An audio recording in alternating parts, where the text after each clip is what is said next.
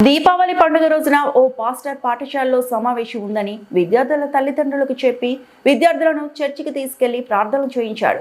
ఈ ఘటన ఆలస్యంగా బుధవారం మెదక్ జిల్లాలో వెలుగులోకి వచ్చింది. మెదక్ జిల్లా వెల్దుర్తిలో ప్రభుత్వ ఉన్నత పాఠశాలలో సమావేశం ఉందని శెట్టిపల్లికి చెందిన పలువురు విద్యార్థులను యేసు అనే పాస్టర్ స్థానిక చర్చికి తీసుకెళ్లాడు.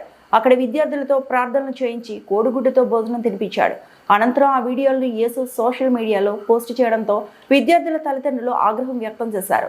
తల్లిదండ్రులు పాస్టర్ని పిలిపించి పంచాయతీ పెట్టించి క్షమాపణలు చెప్పించారు. ఈ ఘటనపై ఆర్ఎస్ఎస్ నాయకులు స్థానిక పోలీస్ స్టేషన్లో ఫిర్యాదు చేశారు. వెల్దుర్తి ఎస్ఐ రాజు ఇరుపక్షాలను పోలీస్ స్టేషన్కు పిలిపించి మాట్లాడారు. తప్పు ఒప్పుకున్న పాస్టర్ మరోసారి ఇలాంటి తప్పు చేయనని మాట్లాడడంతో వివాదం సద్దుమణిగింది.